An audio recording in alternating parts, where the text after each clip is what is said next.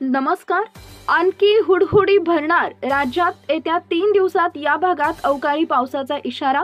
उत्तरेकडील राज्यांमध्ये वाढलेल्या थंडीचा परिणाम देशभरात होत असल्याचं पाहायला मिळतंय. त्यातच राज्यात देखील थंडीचा जोर चांगलाच वाढलाय. मागच्या 2 दिवसांपासून किमान तापमानात घट होत असून बहुतांश ठिकाणी 2 ते 4 अंशांनी तापमानात घट झाल्याचं हवामानशास्त्र विभागानं म्हटलंय.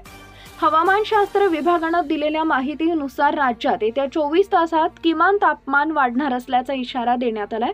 विदर्भ वगळता उर्वरित राज्यात पावसाची शक्यता देखील वर्तवण्यात आली आहे. बुधवारी मराठवाडा विदर्भात तापमानाचा पारा चांगलाच घसरला.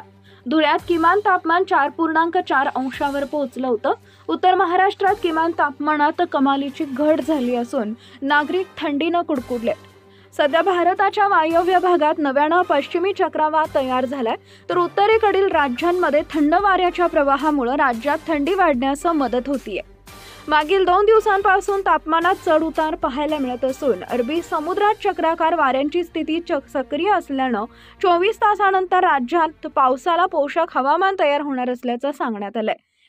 कोकण, मध्य महाराष्ट्र आणि मराठवाड्यात येत्या 24 तासात तापमानात 2 ते 4 अंशांची घट होणार असून किमान तापमान घसरणार आहे.